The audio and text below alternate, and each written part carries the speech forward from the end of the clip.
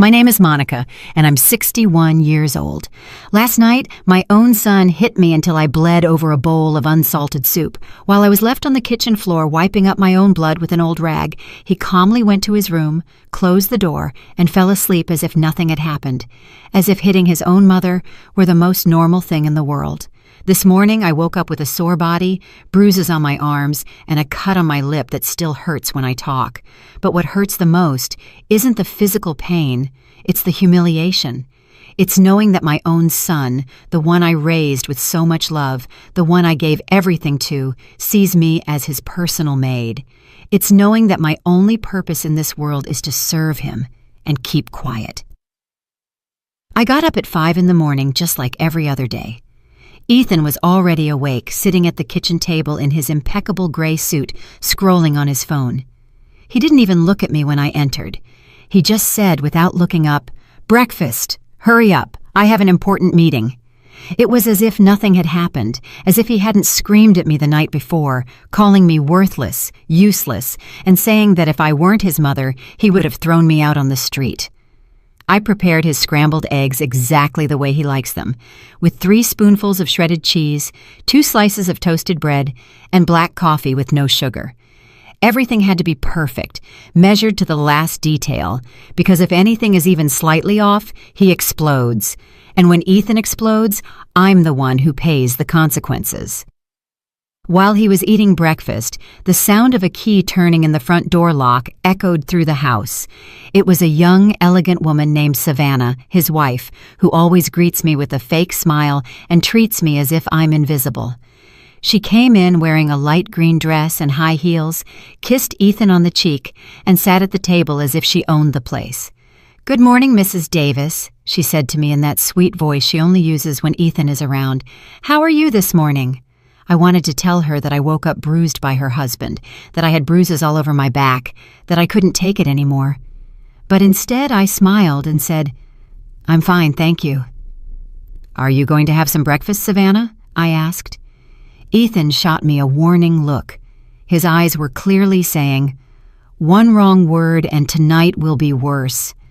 Then he added, with that fake smile he only uses when he has an audience, "Look, Mom, I bought you this new makeup. It's perfect for covering those little scrapes you got when you tripped last night." Yes, little scrapes.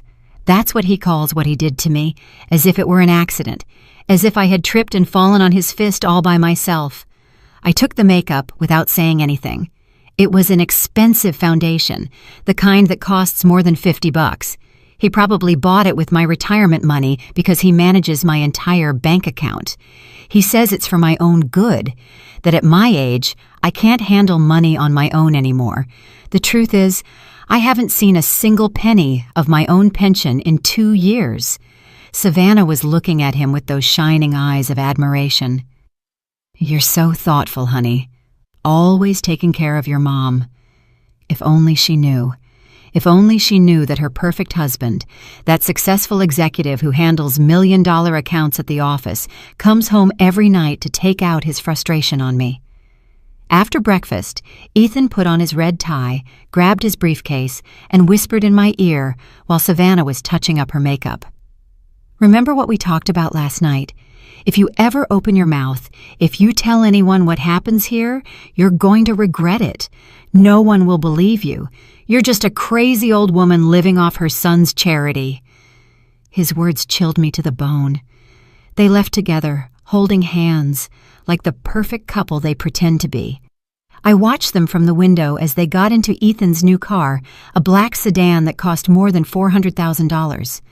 My money, all of it bought with my money. When the house fell silent, I sat in the kitchen and started to cry. Not tears of sadness, but of rage, of helplessness, because I know I have to do something, but I don't know what. I know I can't keep living like this, but I also don't know how to get out of this nightmare. I sat in that silent kitchen for hours, watching the sunlight slowly make its way across the floor tiles. This house used to be my sanctuary. I bought it 30 years ago with the money I saved working as an executive secretary at the law firm of Sullivan and Associates. 40 years of my life dedicated to that job, getting up at 5 in the morning, always on time, organizing the lives of others. I never imagined I'd end up a prisoner in my own home. It all started 3 years ago when Ethan divorced his first wife. He showed up at my door one night with a suitcase in his hand and that look of a lost boy that always melted my heart. "Mom, I need to stay here for a while, just until I sort out my financial situation." He told me the divorce had left him bankrupt, that he had lost his house, that he had nowhere to live. I, like the foolish mother I've always been, opened my door and my heart. "Of course, son. This is your home too." How naive. I didn't know I was inviting the devil to live with me. The first few months were normal. Ethan would get up early, go to work, come back at night, and we'd eat dinner together. He even helped me with the grocery shopping. I thought we would finally have the mother-son relationship I'd always dreamed of. But little by little, things started to change. First, it was small comments. "Mom, this food is too salty." "Mom, why don't you clean the bathroom better?"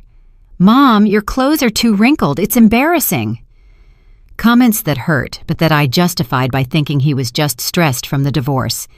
Then he started getting into my finances. "Mom, at your age, you shouldn't be handling so much cash. It's dangerous. Let me help you with your accounts." And I, like the idiot I am, gave him access to my bank account. It's just to help me, I thought. He's my son. He would never hurt me. How wrong I was. In 6 months, Ethan had completely taken over my money. My monthly $1,200 pension went directly to his account. He gave me $20 a week for personal expenses, as if I were a child receiving an allowance. When I asked him about the rest of the money, he would say, "Mom, I'm investing your savings to help them grow. Trust me." Then Savannah came along, a woman 25 years younger than him, with a perfect smile and an ambition you could spot from a mile away. Ethan met her at his office, where she worked as a marketing assistant. 6 months later, they got married in a ceremony that cost over $100,000. My money, of course. Since Savannah came into our lives, everything got worse. Ethan started treating me like the housemaid. "Mom, make dinner for Savannah and me. Something elegant. She's used to fine things." "Mom, clean the guest bathroom. Important people are coming over." "Mom, wash this shirt by hand. It's too expensive for the washing machine." And I always obeyed. I obeyed because I was afraid he'd get angry, afraid he'd follow through on his threat to kick me out of my own house. Because even though the house is legally mine, Ethan convinced me to put his name on the deed too, for security, he said. "Mom, just in case something happens to you." The violence started a year ago. At first, it was accidental pushes, then pinches on my arm when I didn't do something the way he wanted. "You're driving me crazy, Mom. You're too slow." Then it escalated to hits on the shoulder, slaps when the food wasn't to his liking, and punches to my back if I wasn't cleaning fast enough. But last night was different. Last night, he crossed a line I never thought he would cross. I had prepared vegetable soup for dinner. It was a Tuesday, and we always have a light meal on Tuesdays. I carefully set the table, served the toasted bread and the hot soup. Everything was perfect. Ethan came home tired from the office, sat at the table without greeting me, took the first spoonful, and his face changed. "What the hell is this?" he yelled, spitting the soup back into the bowl. "It has no salt. It's as bland as water." I immediately apologized. "I'm sorry, son. I forgot the salt. Let me add a little." But it was too late. Ethan stood up from the table like a wild animal, grabbed the bowl of soup and threw it in my face. The hot liquid burned my cheek. Pieces of porcelain cut my lip. "You're useless," he screamed, grabbing my arm so hard I knew it would leave a bruise. 40 years working as a secretary, and you can't even make a decent soup. You're pathetic.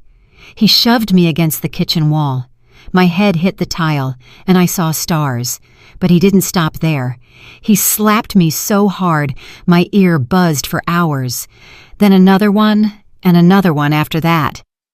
"Savannah is bringing her friends over for lunch tomorrow," he told me, while I covered my face with my hands. "I want you to prepare something special, and you'd better make sure it's perfect, because if you make me look bad, if you show even one sign of how pathetic you are, I swear to God I'll kick you out of this house." Then he calmed down, as he always does after he hits me. He bent down, helped me up, and wiped the blood from my lip with a napkin. "I'm sorry, Mom," he said in a soft voice. "I just get so frustrated seeing you like this. I know you can do better. It's all for your own good, so you'll learn."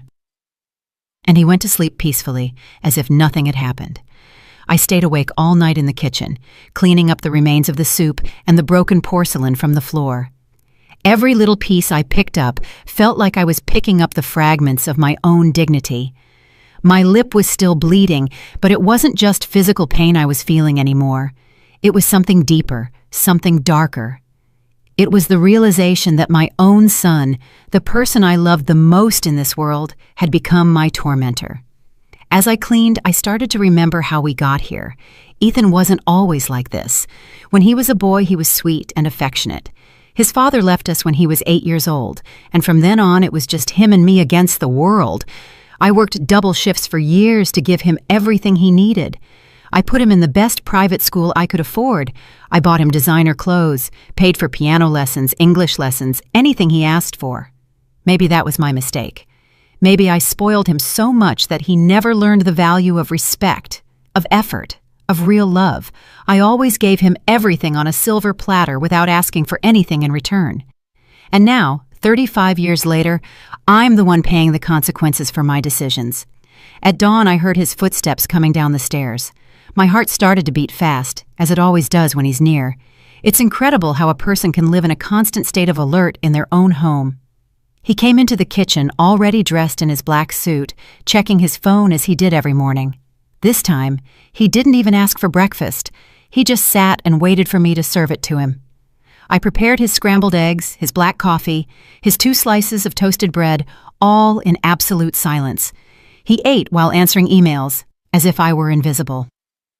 At 7:30, Savannah arrived. This time she was wearing a tight yellow dress and high heels that echoed on the floor like hammer blows. She looked radiant, as always. I wonder if she ever notices the bruises I have, the marks on my arms, the way I flinch every time Ethan raises his voice. "Good morning, Mrs. Davis," she said to me with that plastic smile. "How are you feeling today?" "Fine, thank you." I lied as always. "Are you going to have some breakfast?" "Just a coffee, please," she said. A light one with artificial sweetener. As I was serving her coffee, I noticed her observing me out of the corner of her eye. Her eyes stopped on my swollen lip, on the bruise peeking out from the collar of my blouse. For a moment, I thought she might say something, that she might ask what had happened to me, but instead, she simply looked away and went back to her phone. Ethan finished his breakfast and looked at me intently. "Remember what I told you last night, Mom? Savannah is bringing 3 of her friends over for lunch. I want you to prepare something special. Seafood pasta, Caesar salad, desserts, and buy some white wine. The good stuff, not that cheap garbage you're used to buying." He gave me 3 $20 bills as if it were a great generosity. $60 to prepare a lunch for 5 people with what he spends on a single shirt. "And one more thing," he added, leaning in to whisper in my ear while Savannah wasn't looking. "Put on that makeup I bought you. Cover those marks well. If any of her friends ask anything strange, if they make any comment about your appearance, you're going to regret it. Do you understand me?" I nodded, feeling my hands tremble slightly. He smiled, kissed my forehead like the perfect son he pretends to be, and they left together. As soon as the door closed, I collapsed into a kitchen chair. $60 for an elaborate lunch. Fresh seafood costs at least $30 a pound. The good wine? Another $20. How am I supposed to work miracles with so little money? But it wasn't just the money that was distressing me. It was the pressure of having to act normal in front of Savannah's friends, of pretending to be the happy mother-in-law of a perfect family, when the reality is that I'm an abused woman in my own home. I looked at myself in the bathroom mirror and hardly recognized myself. My lip was swollen and purple. There was a small cut at the corner of my mouth. My eyes were red and puffy from all the crying. The bruise on my neck looked like a dark stain spreading toward my collarbone. I opened the makeup that Ethan had given me. It was an expensive imported brand of foundation, the kind that elegant women like Savannah use every day. I started applying it carefully, covering every mark, every bruise, every piece of evidence of what really happens in this house. As I put on my makeup, I couldn't help but think about all the times I had done this before. How many mornings I had woken up to hide bruises, to invent excuses about falls and accidents. I tripped on the table, the closet door slipped out of my hand. I fell down the stairs, one lie after another, to protect my son's reputation. I went out to do the shopping with my list in hand and my perfectly made-up face. At the supermarket, I tried to stretch those $60 as far as I could. I bought frozen shrimp instead of fresh prawns, the cheapest brand of wine that wasn't terrible, pasta on sale, every single penny counted. As I waited in line to pay, an older woman approached me. It was Clarice, my next-door neighbor, a widow in her 60s who has always been kind to me. "Hello, Monica," she said with a warm smile. "How are you doing, dear? I haven't seen you in the yard lately." "Hello, Clarice," I said. "I'm fine, thanks. I've just been really busy with stuff around the house." She looked at me intently, and I noticed her eyes linger on my lip despite the makeup. "Did you hurt your mouth?" she asked with genuine concern. My heart started to race. "No, it's nothing," I lied. "I just bumped into the closet door last night. You know how clumsy I am." Clarice frowned but didn't push it. "Well, if you ever need anything, you know where I live. I'm always home in the afternoons." Her words went straight to my heart. It had been so long since anyone had offered me genuine help, since anyone had treated me with true kindness. For a moment, I wanted to tell her everything, to beg for her help, to confess the nightmare I was living. But Ethan's voice echoed in my head. "If you ever open your mouth, if you tell anyone what happens here, you're going to regret it. No one will believe you. You're just a crazy old woman living off her son's charity." "Thank you, Clarice," I said simply. "You're very kind." I went back inside and started cooking like a madwoman. I had to have everything ready by noon when Savannah and her friends arrived. I cleaned the house from top to bottom, set the table with the good china, and arranged flowers in the center. Everything had to be perfect. While I cooked, I couldn't stop thinking about what Clarice had said. "If you ever need anything, you know where I live." Did she suspect something? Had she heard the screaming that came from my house at night? At 11:30, my phone rang. It was a number I didn't recognize. "Mrs. Davis?" a man's voice asked. "Yes, this is she." "This is the accountant from your son Ethan's company. We need to speak with you urgently about some discrepancies in the accounts. Could you come to the office this afternoon?" My heart stopped. Discrepancies. "I don't understand." "I'd rather not discuss this over the phone, Mrs. Davis. Can you come at 3 this afternoon? It's very important." I hung up, my hands trembling. What could Ethan have done at work? Why were they calling me? A bad feeling settled in my stomach, but I didn't have time to think about it anymore because Savannah and her friends were already arriving. The doorbell rang at exactly 12 o'clock. I took a deep breath, touched up my makeup one last time, and went to open the door. There was Savannah with her 3 friends, all dressed as if they were going to a fashion show. Expensive dresses, designer purses, shoes that cost more than my monthly pension. "Hello, Mrs. Davis," Savannah said in that sweet voice she saves for special occasions. "Let me introduce you to my friends. This is Beatrice. She works in human resources. This is Brenda from the marketing department, and this is Evelyn from legal." My heart nearly stopped when I heard Evelyn's name. It couldn't be a coincidence. I looked at her closely, and sure enough, it was her, Evelyn Brooks, my younger sister, whom I hadn't seen in more than 2 years. Evelyn looked at me with the same surprise, but we both played it cool. She has always been smarter than me, more cunning. She immediately understood that something strange was going on, especially when she saw my made-up face and my nervous demeanor. "It's a pleasure to meet you, Mrs. Davis," she said to me formally, as if she didn't know me. "Your daughter-in-law has told us so much about you."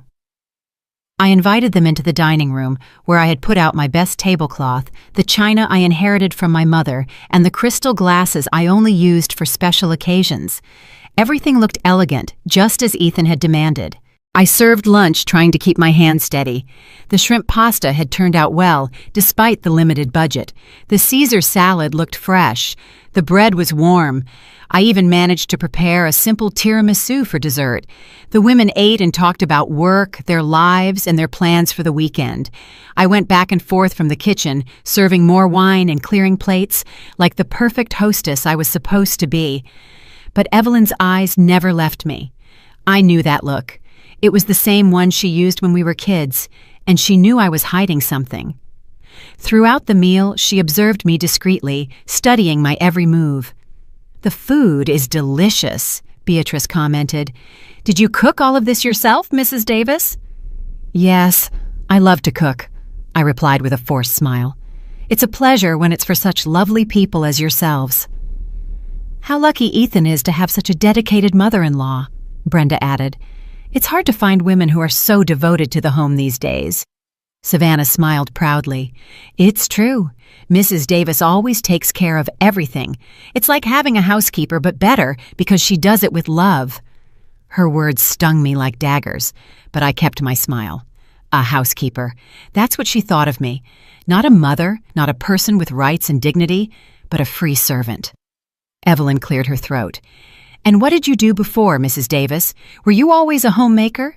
I paused, feeling a little pride for the first time in a long time. "I worked for 40 years as an executive secretary at the law firm of Sullivan & Associates. I retired 3 years ago." Evelyn's eyes lit up. Sullivan & Associates was one of the most prestigious firms in the city, where she had worked as an intern during her law studies. "How interesting!" she exclaimed. "I know that firm. They have a very good reputation. You must have met a lot of important people in all those years." "I did," I said with a more genuine smile. "I met judges, prosecutors, important lawyers. I even helped with some big cases. Mr. Sullivan always said I was indispensable." Savannah looked uncomfortable with the direction of the conversation. She didn't like me being the center of attention or having my professional accomplishments talked about. She quickly changed the subject. "Well, but now Mrs. Davis is retired and enjoying her well-deserved rest," she said with that fake smile. "Ethan takes care of everything, her finances, her needs. He's such a responsible son." Evelyn looked at me intently when Savannah said that. I know my sister, and I know those words sounded strange to her. A woman who worked 40 years at an important law firm doesn't need her son to handle her finances. The lunch continued with trivial conversation, but I could feel the tension growing. Evelyn kept watching me, and I knew she had noticed something was off. When I went to the kitchen for the dessert, she followed me. "Do you need any help?" she asked, but she was really looking for a moment to talk to me alone. "No thanks, everything's under control," I replied, avoiding her gaze. "Monica," she said in a low voice, using my real name for the first time that afternoon. "Are you okay? You seem different." For a moment, all my defenses came down. I wanted to hug her, tell her everything, beg her to help me. But at that moment, I heard Ethan's keys in the front door. He had come home from work earlier than usual. "Everything's fine, Evelyn," I said quickly. "I'm just a little tired." Ethan came into the dining room with that perfect smile he uses when he has visitors. He greeted the women elegantly, kissed Savannah on the cheek, and looked at me with approval. The lunch had gone well, just as he had ordered. "How are the most beautiful ladies from the office doing?" he said with that fake charisma he uses in public. "I hope my mother took good care of you." "Excellently," Beatrice replied. "Your mother is charming." Ethan put his hand on my shoulder, and I tensed up automatically. He felt my reaction and squeezed a little harder, a silent warning. "She's the best mother in the world," he said, but his fingers were digging into my shoulder through my blouse. "Always looking out for everyone, always sacrificing herself for the family." The women started saying their goodbyes after dessert. Evelyn was the last to leave, and before she went out the door, she took my hand.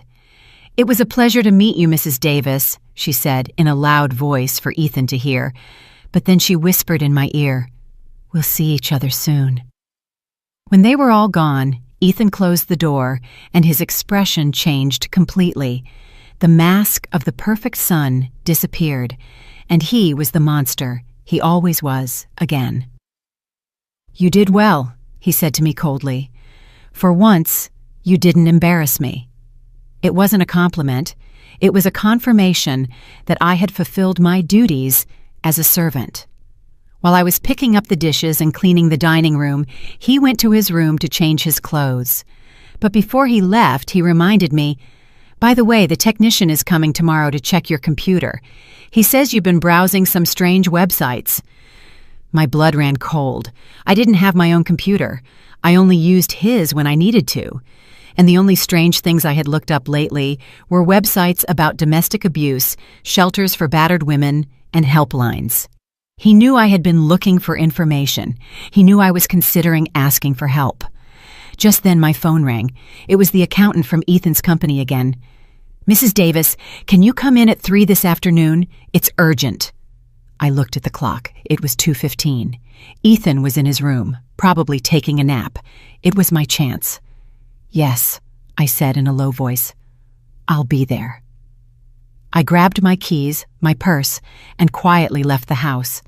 I didn't know what was waiting for me at that office, but I had a feeling my life was about to change forever.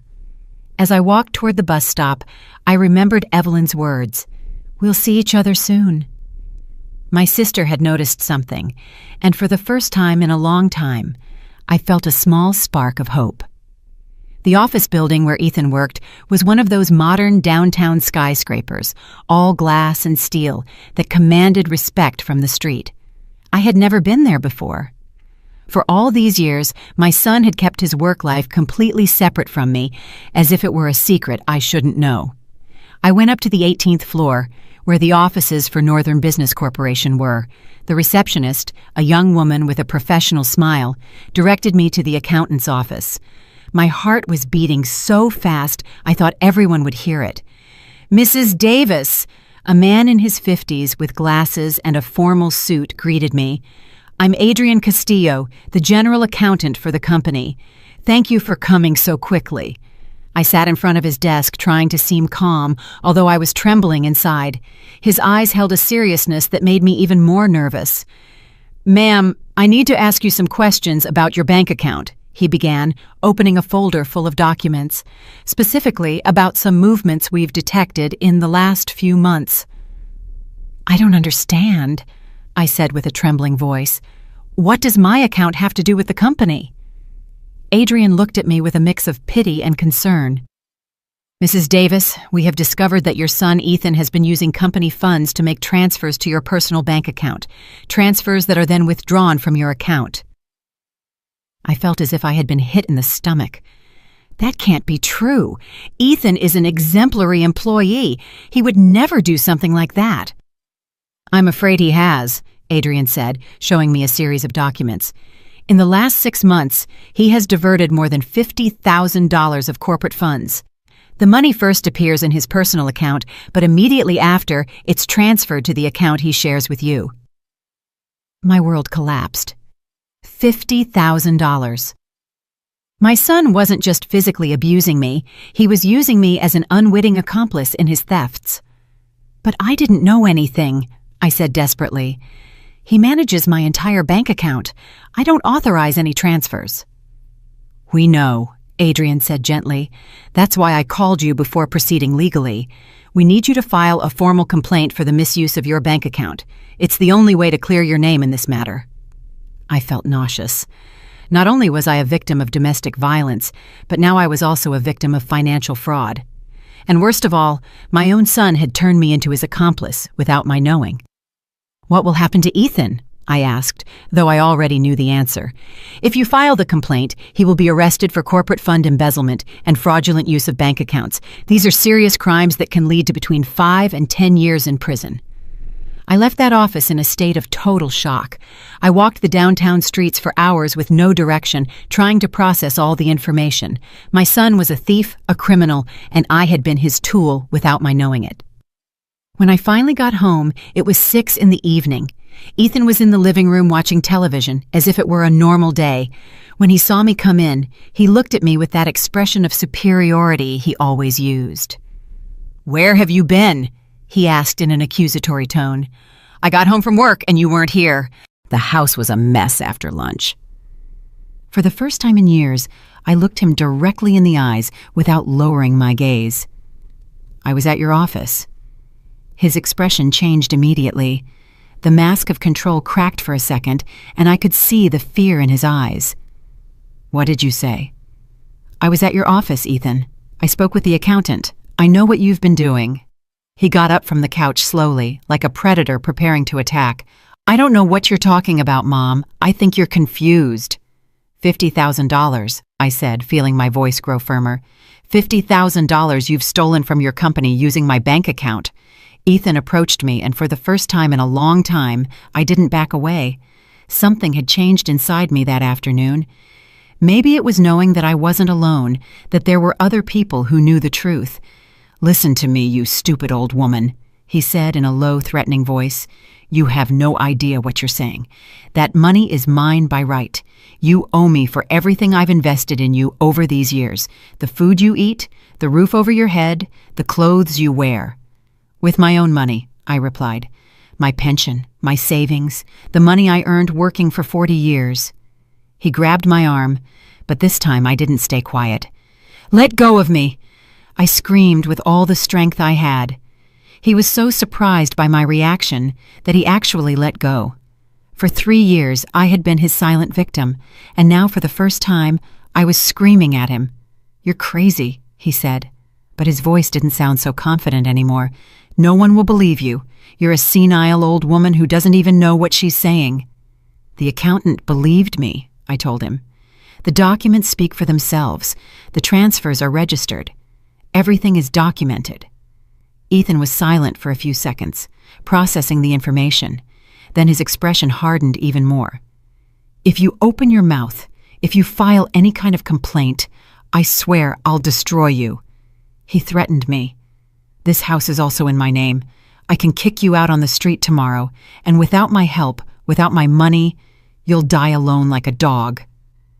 But for the first time, his threats didn't terrify me. There was something different in me, a strength I didn't know I had. I'm not afraid of you anymore, Ethan, I told him, and as I said it, I realized it was true. For the first time in 3 years, I'm not afraid of you. He raised his hand to hit me, but just at that moment, the doorbell rang. It was Clarice, my neighbor. Monica! She was yelling from outside. Monica, is everything all right? I heard screaming. Ethan slowly lowered his hand. He couldn't hit me with a witness nearby. His reputation was too important to him. Go see what she wants, he said through gritted teeth, and you'd better not say anything strange. I went to open the door, my legs trembling. Clarice was there with a worried expression, holding a casserole dish. Hello, dear, she said to me. I brought you some stew I made, but I heard loud voices and got worried. Over her shoulder, I saw there was another woman with her. It was Evelyn, my sister. She had on casual clothes and had her hair tied back, but I recognized her immediately. Hello, Evelyn said, pretending she didn't know me. I'm new to the neighborhood and was just visiting Mrs. Davis. I hope we're not bothering you. Ethan appeared behind me, his fake smile perfectly in place. No problem at all, ladies. My mother was a little worked up because she burned the dinner. You know how older women get about these things. Clarice looked at him with an expression I couldn't decipher. Right, she said. Well, Monica, here's the food. And remember, if you need anything at all, I'm right next door. Evelyn looked me straight in the eyes. Yes, Mrs. Davis. Anything you need, day or night. When they left, Ethan slammed the door shut. Damn nosy old women, he muttered. But this isn't over. Tomorrow, we're going to the bank together, and you're going to sign all the papers I tell you to. You're going to retract the complaint you probably already filed, and you're going to say it was all a big misunderstanding. No, I said simply. What do you mean, no? I'm not going to sign anything. I'm not going to retract any complaint, and I'm not going to be an accomplice in your thefts anymore.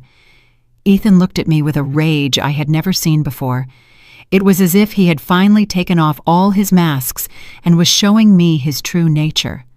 Fine, he said with a calm that scared me more than his shouting. If that's how you want to play, we'll play. But I'm warning you, When I'm done with you, you're going to wish you were never born." I didn't sleep at all that night. Ethan was locked in his room, but I could hear him talking on the phone for hours. I didn't know what he was planning, but I knew I had to be prepared for the worst. At 3 in the morning, I heard a strange noise in the yard. I peeked out the window and saw a figure moving among the bushes. It was Clarice, and she seemed to be setting something up near my window. The next day, I realized what she had done. She had placed a small security camera pointed at my house, hidden among the plants. My neighbor knew something bad was happening and was documenting everything. The next day dawned gray and rainy, as if the weather was reflecting the storm brewing in my life. Ethan got up earlier than usual, at 5 in the morning. I heard him moving around the house, talking on the phone in a low voice, preparing something that had me on edge. When I went down to the kitchen, he was already dressed in his best suit, the black one he wore for the most important meetings. His hair was perfectly combed, his tie impeccable. He looked like the successful executive everyone believed he was, not the monster living under my roof. "Good morning, Mom," he said to me in a voice that was strangely sweet, almost sing-song. "I hope you slept well." That sweetness gave me goosebumps. I knew my son well enough to know that when he was acting nice, it was because he was planning something terrible. "Yes," I lied, serving him his coffee as I did every day. "Good," he said, smiling in a way that didn't reach his eyes, "because today is going to be a very special day. I've been thinking about our conversation from yesterday all night." He sat at the table and began to eat breakfast calmly, as if we were a normal family. But there was something about his attitude that kept me on high alert. "I've decided that you're right," he continued. "Maybe I've been too hard on you. After all, you're my mother, and you deserve respect." His words completely confused me. Ethan admitting he had been wrong, asking for forgiveness. It was so out of character that I immediately knew it was a trap. "That's why," he continued as he spread butter on his toast, "we're going to go to the bank together today. We're going to clear up this whole misunderstanding with my company. You're going to explain that you authorized all the transfers, that you knew exactly what was happening with your money." There it was, the real reason for his fake kindness. "I'm not going to do that, Ethan," I said, trying to keep my voice steady. His smile slowly faded. "Of course you are, Mom, because if you don't, some very unpleasant things are going to happen." "Are you threatening me?" "No, Mom," he said, finishing his coffee. "I'm explaining reality to you. Look around you. This house, this table you have breakfast at, the bed you sleep in, the food you eat. All of this is possible because I allow it. And if I don't allow it anymore—" He left the sentence hanging in the air, but the message was clear. He was going to leave me on the street if I didn't obey. "Also," he added, taking out his phone, "I've been thinking about calling some doctors I know, doctors who specialize in older people with mental problems, like senile dementia. You know, it's very sad when mothers start making up stories, accusing their own sons of terrible things." I felt my blood run cold. Not only was he threatening to kick me out of the house, but to have me declared insane, incompetent, so that no one would believe my testimony. "There are several witnesses who can confirm your deteriorated mental state," he continued with that cold, calculating voice. "Savannah, for example. I just told her yesterday how confused you've been lately. The friends who came to lunch also noticed something strange about you." It was a lie, but he was so convincing that for a moment I doubted my own sanity. That's how his manipulation worked.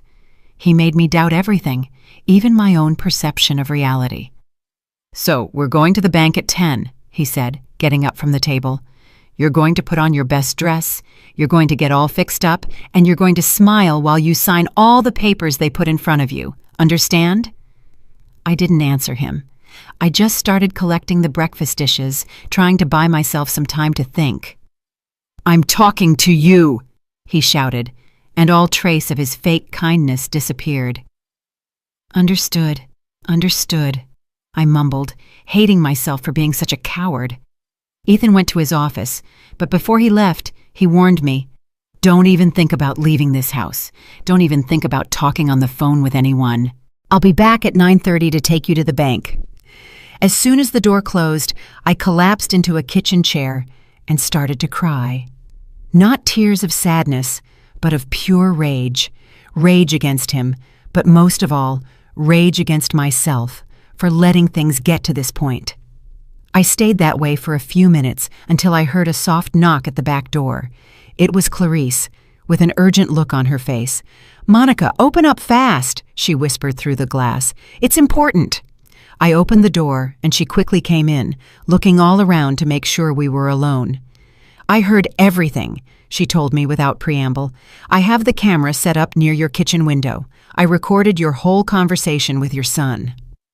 My heart started to beat faster. "Everything," she said. "The threats, the blackmail, the way he talked to you. I have evidence that he's forcing you to lie about the stolen money." For the first time in days, I felt a spark of hope. "What can we do with that?" Clarice smiled. "I have a friend who works at the D.A.S office. Her name is Brenda, and she specializes in domestic abuse and financial fraud cases. But I need you to come with me right now." "I can't," I said, feeling fear take over again. "Ethan told me not to leave the house. If he finds out—" "Monica," Clarice said, taking my hands, "listen to me closely. If you go to that bank today and you sign those papers, your son will be free of all charges. He'll keep stealing money and he'll keep abusing you. But on top of that, you'll be considered a willing accomplice in his thefts." She was right. If I signed those papers, not only would I lose my dignity, but I would also become a criminal in the eyes of the law. "But if I don't go," I said with a trembling voice, "he'll follow through on his threats. He'll kick me out of the house. He'll say I'm crazy. He won't be able to do any of that," Clarice interrupted me, "because we're going to present the evidence before he can act. Brenda told me that with the recordings I have, they can arrest him immediately." I looked at the clock. It was 8:30. Ethan would be back in an hour. "Are you sure your friend can help me?" "Completely sure. But we have to go now, Monica. It's our only chance." I made a decision that would change my life forever. I went to my room, grabbed my purse with my most important documents, and left that house with Clarice. As we walked to her car, I felt something I hadn't felt in 3 years. Courage. For the first time, I was taking control of my own life. The district attorney's office was a typical government building with long corridors and small offices. Brenda turned out to be a woman in her 40s with an intelligent gaze and a way of speaking that inspired confidence. "Mrs. Davis," she said after reviewing the recordings Clarice had brought, "what your son is doing constitutes multiple crimes: domestic abuse, financial fraud, blackmail, and attempted obstruction of justice." "What does that mean?" I asked. "It means we can arrest him today," Brenda replied. "But I need you to file a formal complaint for all these crimes. Are you willing to do that?" I looked at the clock. It was 9:15. In 15 minutes, Ethan would be arriving home to take me to the bank. When he realized I wasn't there, his rage would be uncontrollable. "Yes," I said, feeling my voice grow firmer. "I'm ready to file the complaint?" Brenda smiled. "Perfect. While you fill out the papers, I'll coordinate with the police to have them go and arrest your son. Do you know where he is right now?" "He should be arriving at my house," I said. "He said he'd pick me up at 9:30.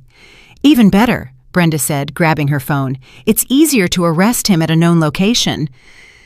While I was filling out the complaint forms, Brenda coordinated with the police. Clarice stayed with me the whole time, holding my hand, giving me strength. "Are you sure about this, Monica?" she asked me. "Once we sign these papers, there's no turning back." "I've never been more sure of anything in my life," I replied. At 10:30, Brenda's phone rang. It was the police, confirming that they had arrested Ethan at my house. They found him screaming like a madman, breaking things, and looking for me all over the house. "He's in custody," Brenda told me. "The charges are serious. It's very likely he won't be able to get bail." I felt as if a 1,000-pound weight had been lifted from my shoulders. For the first time in 3 years, I knew I was going to sleep without fear. When we got back to my house that afternoon, the place looked like a battlefield. Ethan had destroyed practically everything in his path before the police arrested him. The couch cushions were torn, there were broken dishes all over the kitchen floor, and the family photos that hung on the walls were in pieces. "My God," Clarice whispered, looking at the destruction. "How could he do all this in such a short time?" I knew the answer. I knew the blind fury of Ethan when things didn't go his way. I had seen that rage before, but never directed at inanimate objects. Usually, I was the target of his anger. Brenda, who had come with us to document the damage, was taking photos of everything. "This will serve as additional evidence of his violent behavior," she explained. "Destruction of property during an episode of rage. The judge will see exactly what kind of person your son is." While we were cleaning up the broken glass and picking up the pieces of my former life, my phone started ringing insistently. It was an unknown number. "Don't answer it," Brenda warned me. "It's probably him calling from jail. Let it go to voicemail." Indeed, when I checked the messages, it was Ethan's voice, but it sounded completely different. It was no longer the threatening monster from the morning. It was the scared child he pretended to be when he wanted to manipulate me. "Mom," his voice said, breaking in the recording. "Mom, please, come get me out of here." "It was all a misunderstanding. I never meant to hurt you. You know I love you. You're the most important thing in my life. Please, Mom, don't let me rot in this jail. I'm your son, your only son." He had left 5 similar messages, each one more desperate than the last. In the last one, he was even crying. "It's part of his manipulation strategy," Brenda explained to me. "First, violence and threats. Now, victimhood and guilt. It's a typical pattern in abusers." Even though I rationally understood what was happening, hearing my son cry broke my heart. For 35 years, he had been my baby, my reason for living. It was hard to separate the monster he had become from the boy he once was. "Are you okay?" Clarice asked, noticing my expression. "It's complicated," I admitted.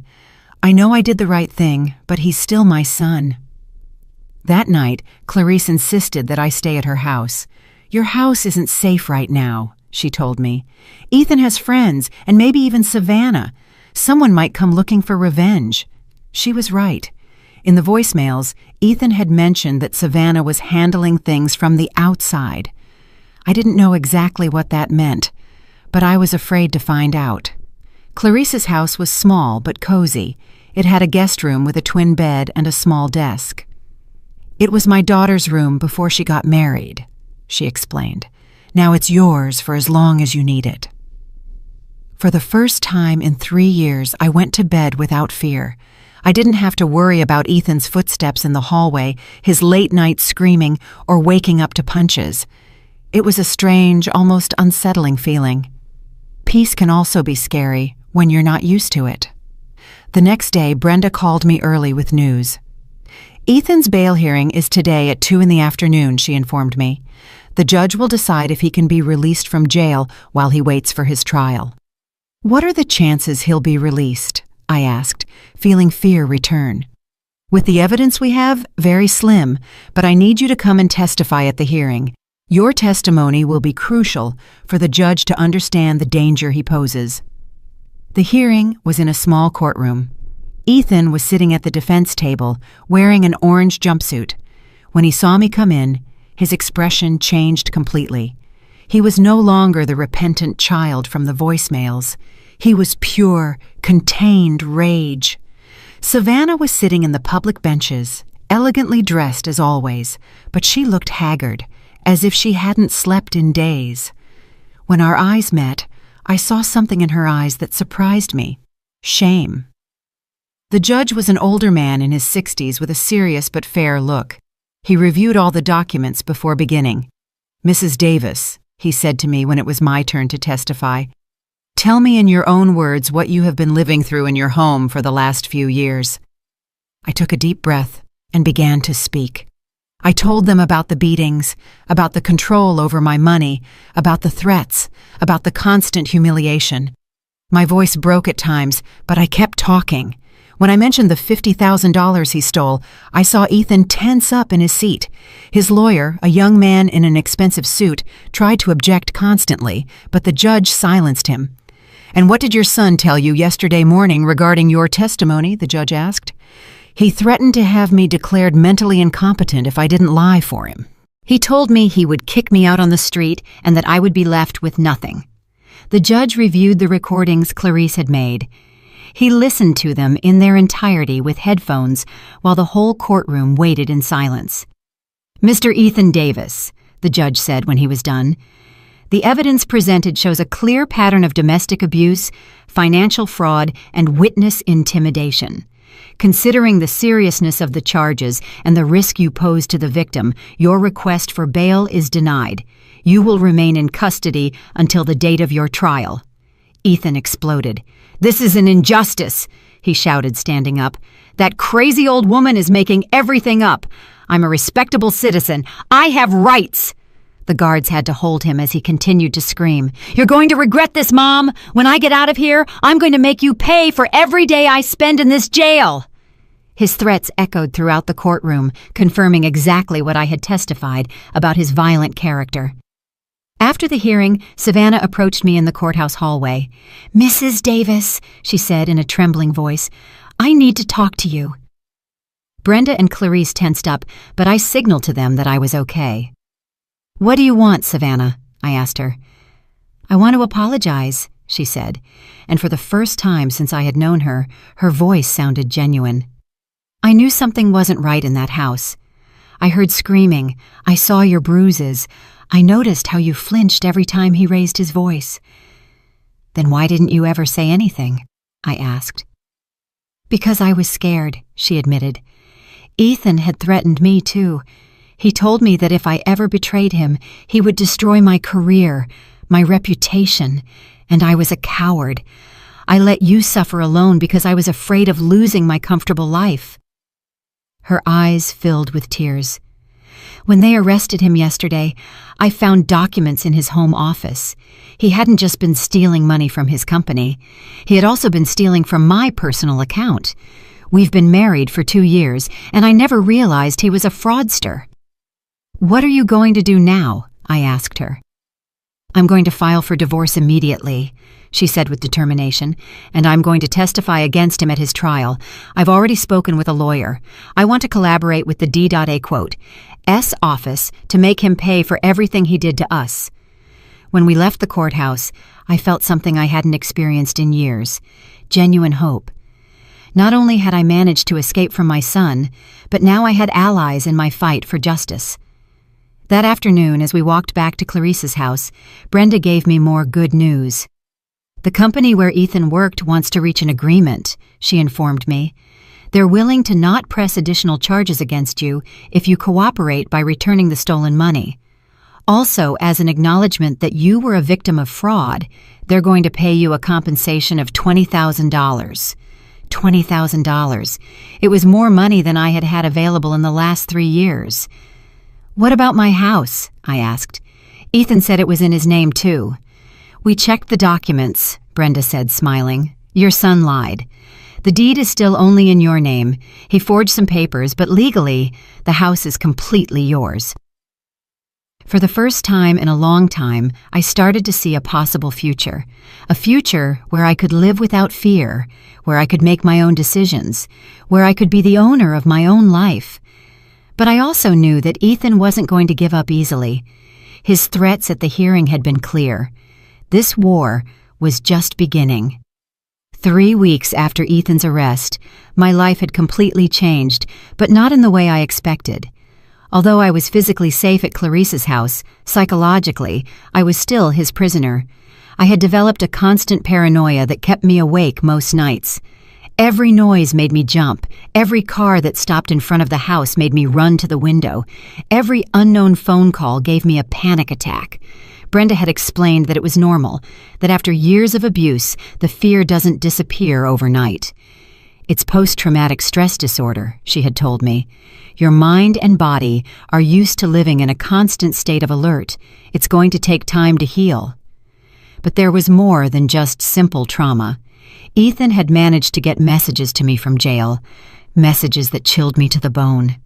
The first one came through a different lawyer, one who wasn't his official representative. It was a handwritten letter in the handwriting I knew so well. "Dear Mom," it said, "I hope you're enjoying your little victory. I hope you feel very brave for betraying me. But I want you to know something. This isn't over. I know things about you that no one else knows. Secrets you kept for 40 years working at that law firm. Things that could ruin not only your reputation, but your freedom." My heart stopped when I read those lines. What secrets? During my 40 years as a secretary at Sullivan & Associates, I had handled confidential information, of course, but I had never done anything illegal. Remember the case of Williams versus the state? Mom, the one from 15 years ago. I found the documents you hid, the ones you altered to help Mr. Sullivan win that multi-million-dollar case. Documents that, if they come to light, could send you to prison for obstruction of justice. My hands started to tremble violently. I vaguely remembered the Williams case. It had been a difficult case where the firm represented a pharmaceutical company accused of concealing fatal side effects of a medication.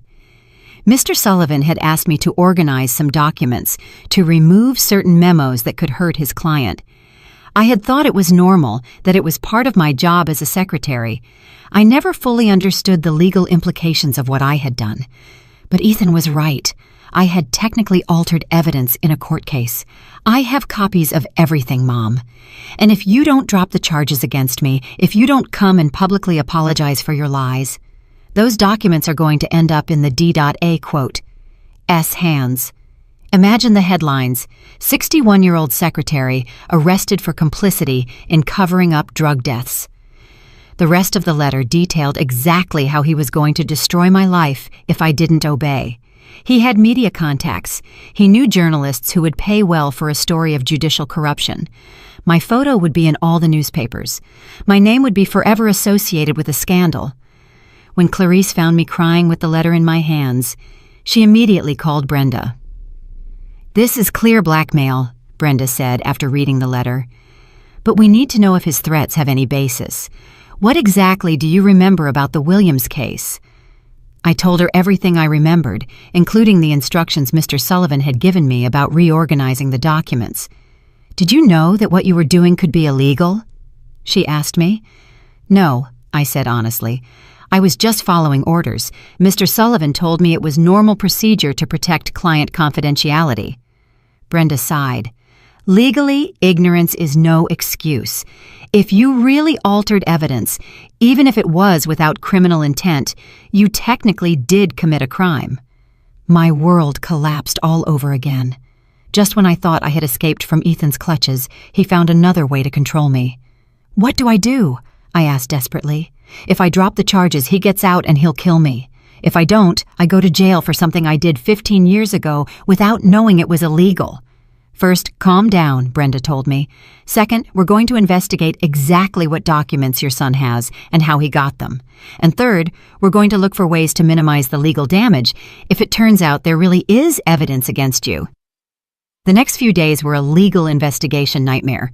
Brenda worked with a team of lawyers specializing in old cases to review the entire Williams case file. Meanwhile, I lived in a constant state of terror, waiting for them to come and arrest me at any moment. Clarice was my salvation during those dark weeks. Not only did she give me refuge in her home, but she became the sister I never had. Every night she would sit with me while I cried, make me chamomile tea to help me sleep, and constantly remind me that I wasn't alone. "No matter what happens," she would tell me, "we're going to face it together. You're no longer that scared woman who lived under her son's terrorism." But I felt exactly like that scared woman. Ethan had achieved what he wanted. He had returned me to the state of fear and hopelessness that had been my life for 3 years. A week later, the second letter arrived, even crueler than the first. "I see you haven't learned your lesson, Mom. I see you still think you can defy me. That's fine. Now everyone is going to find out what kind of person you really are."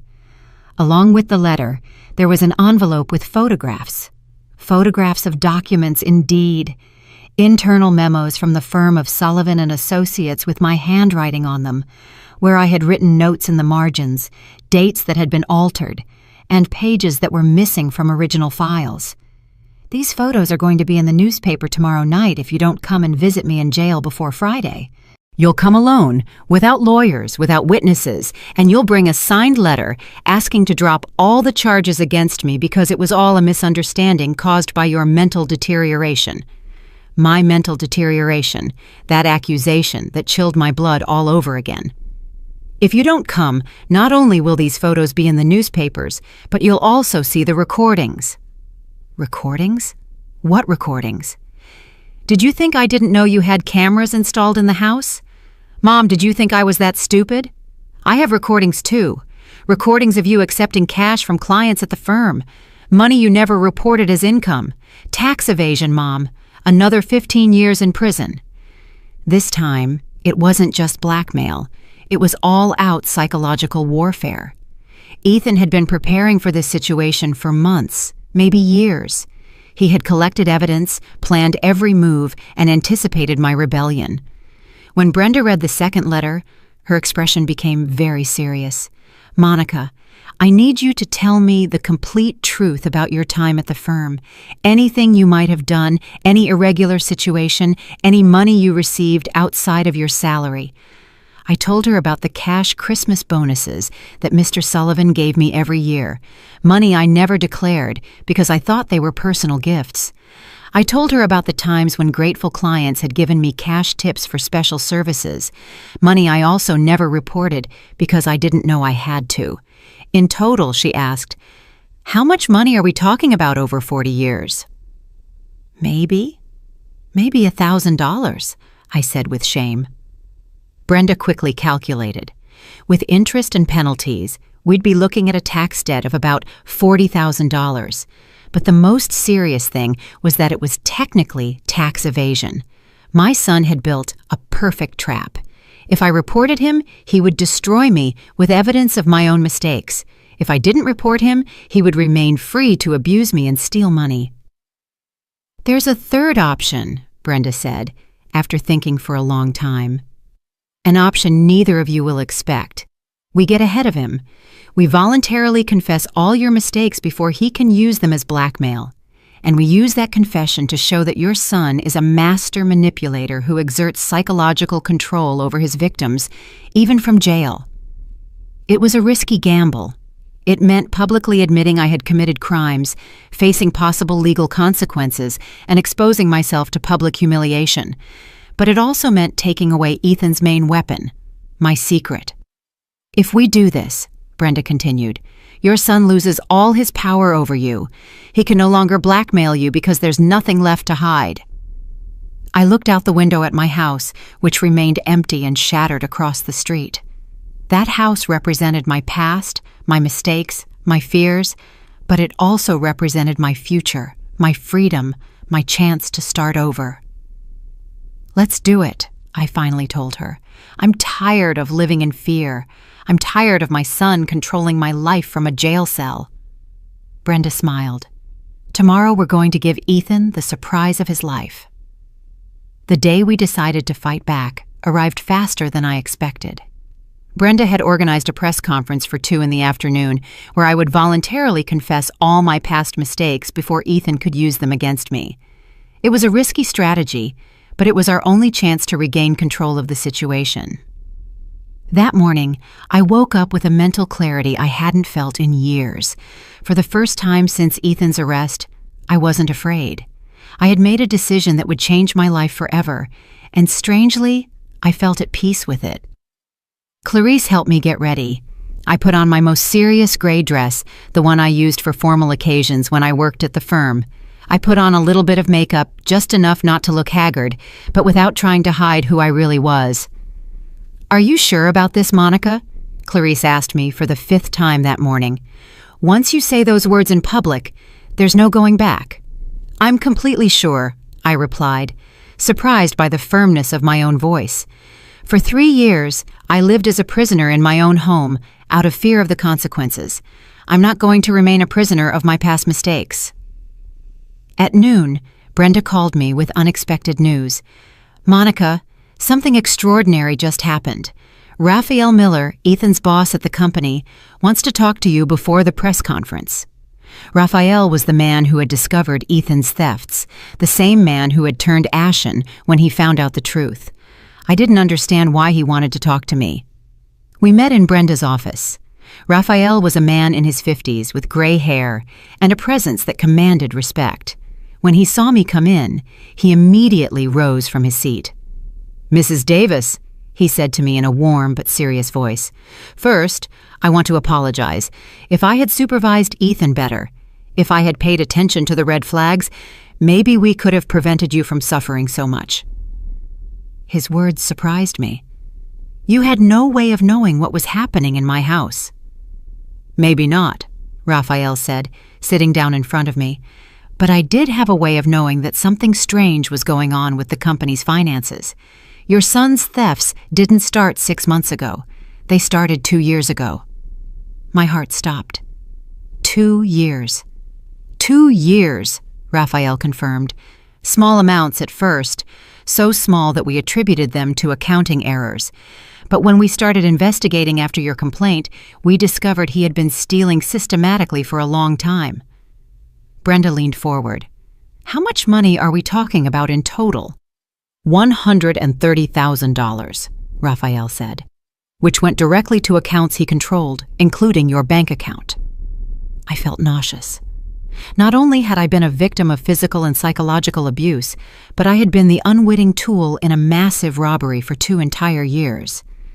"But there's more," Raphael continued. "When Ethan was arrested, our legal department decided to investigate more deeply.